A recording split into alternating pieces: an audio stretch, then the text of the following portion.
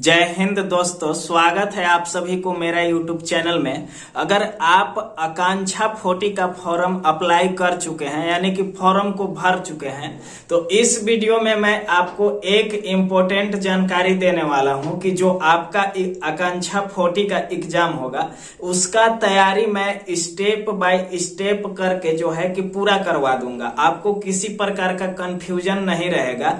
तो अगर आप आकांक्षा का फॉर्म भर चुके हैं और आपको तैयारी करना है तो इस वीडियो में मैं आपको पहला वीडियो दे रहा हूं जो कि रिवीजन का वीडियो है। इसी तरह से स्टेप बाय रिवीजन 1 रिवीजन 2 ऐसे करके स्टेप बाय स्टेप वीडियो मैं दे दूंगा और आप अपना तैयारी करते चलेंगे। आपको एग्जाम में किसी प्रकार का दिक्कत नहीं होगा।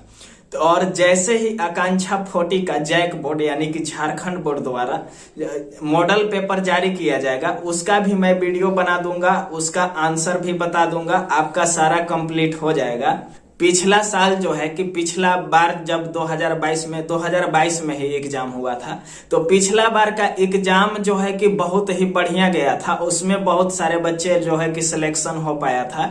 अगर आप अपना पूरा तैयारी कर लेते हैं तो आप जरूर परीक्षा में सफल हो पाएंगे। तो इसी तरह से मैं आपको पूरा प्रोसेस कंप्लीट करवा दूंगा और मैं जब भी किसी को पढ़ाता हूं तो स्टेप बाय स्टेप ही बताता हूं ताकि वैसे जो कि स्टूडेंट लोगों को ज्यादा समझ में आता है। ठीक है, अगर कोई चीज स्टेप बाय स्टेप बताया जाता है तो वो ज्यादा बेटर होता है और तैयारी करने में आसान होता है। तो आपको मैं स्टेप बाय स्टेप बता दूंगा। अगर आप यही तैयारी नहीं किए हुए रहेंगे और जब एग्जाम देने के लिए बैठेंगे तो उस समय आपको कोई बायोलॉजी वाला फील और केमिस्ट्री वाला फील और मैथ वाला फील नहीं आएगा। आप फील करते रह जाएंगे, कोई फील नहीं आएगा। तो मिजाज जानी हो वाला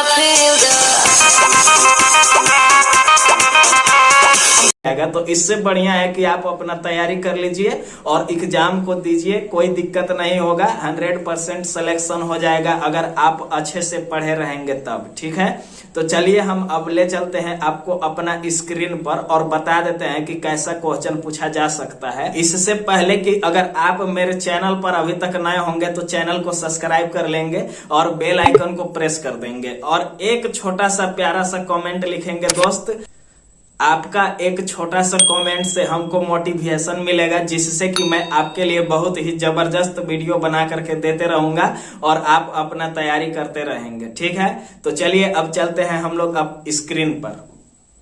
बायोलॉजी सब्जेक्ट का, बायोलॉजी जो सब्जेक्ट है जीव विज्ञान का मैं आपको जो है कि इसमें रिवीजन करवाऊंगा। क्वेश्चन नंबर 51 से है तो पूछा जाता है वहां पे उसके अनुसार क्वेश्चन नंबर है। तो आप इससे क्वेश्चन नंबर से मतलब नहीं रखेंगे, क्वेश्चन से मतलब रखेंगे और रिवीजन कर लेंगे। अगर आप मेरे चैनल पर नए होंगे तो चैनल को सब्सक्राइब करके बेल आइकन को प्रेस कर देंगे ताकि जितना भी मैं रिवीजन का वीडियो दूंगा, चाहे तैयारी का वीडियो दूंगा, अगर आप क्लास 9 में है तो 9 का रिवीजन, 9 का मॉडल पेपर, और अगर क्लास 10 में है तो 10 का रिवीजन आकांक्षा 40 के लिए और 10 का मॉडल पेपर जो भी मैं दूंगा वे आप तक आसानी से पहुंच सके और आपका दोनों एग्जाम क्लियर हो जाएगा। तो जैसा कि आप यहाँ पे देख रहे हैं कि क्वेश्चन नंबर 1 में पूछा जा रहा है कि प्रकाश संश्लेषण के दौरान जल का विभाजन कहलाता है। तो जो प्रकाश संश्लेषण होता है अगर इसके क्रम में जल का विभाजन होता है उसको आखिर क्या कहते हैं। तो इसमें देखिए ऑप्शन इसी तरह से वहाँ पे एग्जाम में पूछा जाएगा। ऑप्शन 1 में दे देगा कि जल अपघटन, ऑप्शन 2 में दे देगा कि विद्युत अपघटन, ऑप्शन 3 में दे देगा आयनन, ऑप्शन 4 में रहेगा प्रकाश अपघटन। तो इसमें आपका सही आंसर हो जाएगा प्रकाश अपघटन होता है, यानी कि जो जल का विभाजन है प्रकाश अपघटन कहलाता है। यानी कि जो प्रकाश संश्लेषण के दौरान हो रहा है जल का विभाजन उसको प्रकाश अपघटन कहते हैं। क्लियर हो गया? अगर समझ में आ रहा है तो मेरे वीडियो को लाइक कर दें और एक छोटा सा प्यारा सा कमेंट कर देंगे जिससे कि आपका एक छोटा सा कमेंट से मुझे मोटिवेशन मिलेगा। और अगर आप वीडियो देख रहे हैं तो कमेंट जरूर करें ताकि मैं आपके लिए और वीडियो बना सकूं। देखिए फिर इसमें अगला क्वेश्चन है कि किस पौधे में पत्ती के एक टुकड़े से संपूर्ण पौधा पुनरुत्पादित हो जाती है। ठीक है, तो इसमें ऑप्शन है केला, गुलाब, बोगेनविलिया। ऑप्शन देखिए लास्ट है ब्रायोफिलम। तो इसमें आपका सही आंसर हो जाएगा ब्रायोफिलम, यानी कि ऑप्शन 4 नंबर इसमें सही है। इसका इसी तरह से रिवीजन करते चलेंगे। फिर देखिए अगला प्रश्न है कि जड़ों द्वारा जल का अवशोषण किसके प्रभाव से होता है? तो जड़ों द्वारा जल का जो अवशोषण होता है वाष्पोत्सर्जन अभिकर्ष के द्वारा होता है, यानी कि इसमें आपका ऑप्शन नंबर 2 यानी कि ऑप्शन 2 नंबर सही है, वाष्पोत्सर्जन अभिकर्ष। समझ में आ गया। फिर देखिए अगला क्वेश्चन है कि रक्तचाप किसके द्वारा नियंत्रित होता है? तो देखिए ना, इसमें बताना है कि रक्तचाप जो है किसके द्वारा नियंत्रित होता है। तो रक्तचाप जो है कि अधिवृक्क ग्रंथि के द्वारा नियंत्रित होता है, यानी कि आप इसमें अधिवृक्क ग्रंथि को याद रखेंगे। इसी तरह से सारा आप रिवीजन कर लेंगे और जैसे ही मॉडल पेपर में आएगा ये सारे क्वेश्चंस में भी इसमें से भी मॉडल पेपर में रहेंगे। आपका पहले से तैयारी रहेगा तो किसी प्रकार का दिक्कत नहीं होगा। फिर देखिए अगला प्रश्न है कि वृद्धि हार्मोन में उत्पन्न होता है, आखिर वृद्धि हार्मोन में क्या उत्पन्न होता है? ऑप्शन दे देगा आपको थायराइड, ऑप्शन दे देगा एंड्रेनल, ऑप्शन दे देगा गोनाड, ऑप्शन दे देगा पिट्यूटरी। तो इसमें जो है कि आपका लास्ट ऑप्शन सही है, यानी कि पिट्यूटरी जो वृद्धि हार्मोन में उत्पन्न होता है पिट्यूटरी उसको कहते हैं। क्लियर हो गया। चलिए आगे देखते हैं अगला क्वेश्चन। इसमें देखिए पूछा जा रहा है कि 2 तंत्रिका कोशिका के मध्य खाली स्थान को कहते हैं। आखिर 2 ठे जो तंत्रिका कोशिका होती है उसके बीच में जो खाली स्थान होता है उसको क्या कहते हैं? तो उसे कहते हैं साइनेप्स, यानी कि 2 तंत्रिका के मध्य वाली भाग को साइनेप्स कहते हैं। क्लियर है, समझ में आ रहा है तो आप जरूर कमेंट करेंगे। देखिए आपका अगला प्रश्न ऐसे पूछा जा सकता है कि निम्नलिखित में से किसके कारण अत्यधिक वायु प्रदूषण होता है? ऑप्शन के अनुसार आपको बताना है, काहे कि यहाँ पे निम्नलिखित में से पूछा हुआ है। तो देखिए इसमें ऑप्शन जो है कि ए है घरेलू डिटर्जेंट तथा कीटनाशी, तो ए आपका ऑप्शन जो है कि गलत है। देखिए फिर अगला ऑप्शन दिया हुआ है कि ऑटोमोबाइल निष्कासक तथा उद्योगों से रासायनिक, यानी कि इसमें जो है कि उद्योग आते हैं, यानी कि धंधा फैक्ट्री वगैरह उद्योग ऑटोमोबाइल चाहे बहुत सारा प्रदूषण इसमें आ जाता है। तो ए आपका सही है, जबकि ए दोनों नीचे भी ऑप्शन दिया हुआ है ए आपका गलत है। तो इसमें आपका ऐसे ही जो कि ऑप्शन के अनुसार आपको वहाँ पे टिक करना होगा, OMR सीट में भरना होगा, तो आप ऐसे ही चूज करेंगे। फिर देखिए आपका अगला प्रश्न ऐसे पूछा जा सकता है कि शकरकंद में कायिक प्रवर्धन ... द्वारा होता है। जो शकरकंद में कायिक प्रवर्धन होता है आखिर वह किसके द्वारा होता है? तो शकरकंद में कायिक प्रवर्धन जो है कि जड़ के द्वारा होता है, यानी कि इसमें आपका सही आंसर हो जाएगा जड़। क्या होगा? जड़। देखिए फिर अगला प्रश्न है, इसमें पूछा जा रहा है कि निम्नलिखित में से कौन लैंगिक संचरित रोग नहीं है? तो जो लैंगिक संचरित रोग नहीं है उसको इसमें चूज करना है और वहाँ पे OMR सीट में भरना होगा। तो इसमें जो आपका लैंगिक संचरित रोग नहीं है वो हो जाएगा लेप्रोसी। लेप्रोसी इसमें सही आंसर है, जबकि ये तीनों जो है कि लैंगिक संचरित रोग है, ये रोग हो जाते हैं लैंगिक में आने से, जबकि ये लेप्रोसी जो है कि रोग नहीं है, यह नहीं आता है इसमें लैंगिक संचरित में। तो आप इसको याद रखेंगे, 2 तरह से याद रखेंगे। लैंगिक संचरित रोग नहीं है तो लेप्रोसी, और लैंगिक संचरित रोग पूछ दिया तो ये तीनों में से आपको तीनों याद रखना है और जो वहां पे ऑप्शन में रहेगा उसमें आपको टिक कर लेना है। क्लियर है? चलिए देखिए इसमें अगला प्रश्न पूछा जा रहा है कि एक पुरुष बच्चा जन्म लेगा यदि, आखिर में एक पुरुष बच्चा जन्म लेगा यानी कि एक लड़का का जन्म होगा कब? यदि बच्चा की आनुवांशिक संरचना सेट XY क्रोमोजोम का हो, यानी कि XY को मिलने से ही लड़का जाति का जन्म होता है। तो यही कोटि जब बनेगा तब एक पुरुष जाति का जन्म होगा, यानी कि पुरुष बच्चा जन्म लेगा। क्लियर है? अगर XX आ जाता है तो इसमें लड़की जाति का जन्म होता है। ये आपका क्लियर हो गया। चलिए देखिए अगला प्रश्न इसमें पूछा जा सकता है कि मेंडल संबंधित है। आखिर मेंडल संबंधित है तो ऑप्शन के अनुसार किसमें संबंधित है? ऑप्शन 1 में दिया हुआ है कि विशेष गुण लक्षणों की वंशगति के नियम से। ऑप्शन 2 में है कि बाएं हाथ नियम से। ऑप्शन 3 में है कि परिस्थितिक तंत्र से। ऑप्शन 4 में है कि परपोषी पोषण से। तो इसमें आपका जो सही आंसर हो जाएगा मेंडल संबंधित, तो ध्यान से देखेंगे मेंडल संबंधित अगर पूछ दिया जाए तो विशेष गुण लक्षणों की वंशगति के नियम से यह संबंधित है, जबकि ये तीनों से संबंधित नहीं है। तो इसमें आपको ये सारा को कुछ नहीं करना है, ये तो आपका गलत ऑप्शन है। जबकि ये आपका पहला आंसर जो है कि विशेष गुण लक्षणों की वंशगति के नियम से, ये आपका सही आंसर है। आप इसमें इसको याद रखेंगे।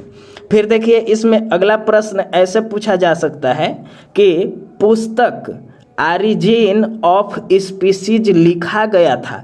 तो इम्पोर्टेंट क्वेश्चन है, आप इस क्वेश्चन को ध्यान से देख लेंगे कि पुस्तक जो है कौन सा पुस्तक, तो पुस्तक ऑरिजिन ऑफ स्पीसीज आखिर यह लिखा गया था तो कौन इसको लिखे थे?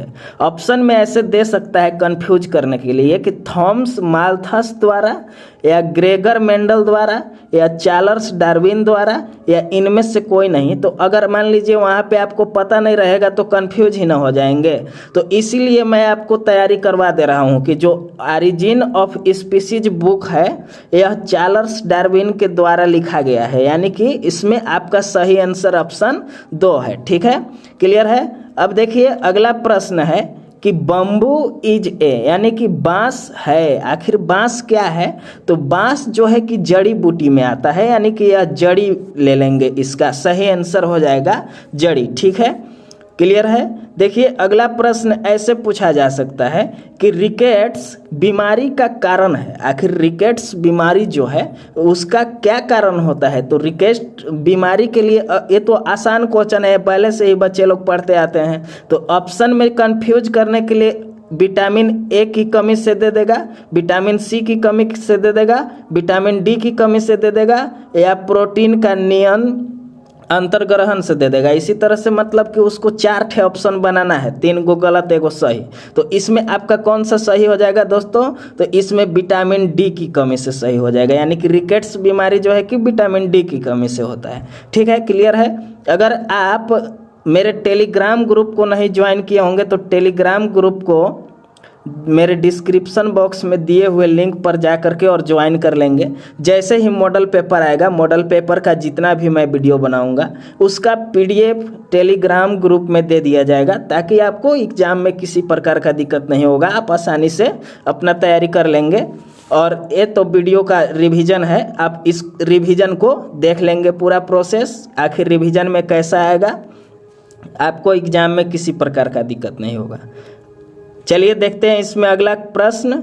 इसमें पूछा जा रहा है कि कोशिका चक्र के दौरान DNA संश्लेषण होता है, यानी कि कोशिका चक्र के दौरान में जो DNA का संश्लेषण होता है उसे क्या कहते हैं? तो उसे एस प्रावस्था में कहते हैं, यानी कि एस प्रावस्था में जो है कि कोशिका चक्र के दौरान DNA का संश्लेषण होता है। ठीक है, क्लियर हो गया? एक क्वेश्चन जो है कि VVI है, ये पूछा जा सकता है, आप इसे याद रखेंगे। फिर देखिए अगला प्रश्न है कि निम्न में से कौन आत्महत्या की थैली के रूप में जाना जाता है? ये बहुत ही आसान क्वेश्चन है, 9 से ही 10 से ही पूछा जाता है। तो इसमें देखिए आपका सही आंसर हो जाएगा कि लाइसोसोम जो है कि आत्महत्या की थैली के नाम से जाना जाता है, यानी कि लाइसोसोम इसमें हो जाएगा।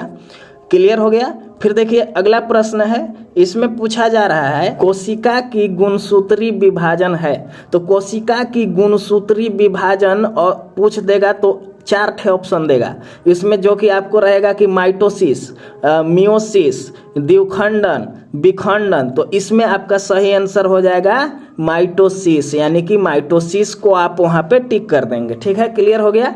क्या क्लियर हुआ? तो कोशिका की गुणसूत्री विभाजन है माइटोसिस। ठीक है, देखिए फिर अगला प्रश्न है कि इंसुलिन डॉट डॉट डॉट के द्वारा स्रावित होता है। तो इंसुलिन जो है कि आखिर किसके द्वारा स्रावित होता है? तो इंसुलिन जो है कि आग्नेयाशय के द्वारा स्रावित होता है, यानी कि आग्नेयाशय इसमें सही आंसर हो जाएगा, आग्नेयाशय। ठीक है, फिर देखिए आपका अगला प्रश्न है, ऐसे पूछा जा सकता है कि विषाणु है यानी कि वायरस इजे। ठीक है, आखिर विषाणु क्या है? तो वायरस इसमें ऑप्शन दे देगा कि कोशिकीय, बहुकोशिकीय, अकोशिकीय, एक कोशिकीय। तो इसमें आपका सही आंसर जो हो जाएगा अकोशिकीय, यानी कि विषाणु जो होता है कि अकोशिकीय होता है। ठीक है, क्लियर हो गया? याद रखेंगे कि विषाणु जो होता है कि अकोशिकीय होता है। फिर देखिए अगला प्रश्न है, इसमें पूछा जा रहा है कि आहार नाल के किस भाग में पचे हुए भोज्य पदार्थ का अवशोषण होता है? आखिर हम लोग भोजन ग्रहण करते हैं, आहार नाल में जाता है, और पचा हुआ भोज्य पदार्थ जो है कि उसका अवशोषण होता है, आखिर कहाँ होता है, इसी बात को बताना है। ऑप्शन दे देगा एक पेट, तो पेट में तो हम जानते हैं कि जाता है, तो जाता है तो वहाँ पे नहीं ना होगा। तो अपेंडिक्स, तो ए भी नहीं होगा। बड़ी आंत, ए भी नहीं होगा। जबकि छोटी आंत में जो है कि पदार्थ का, भोज्य पदार्थ का अवशोषण होता है। कहाँ होता है?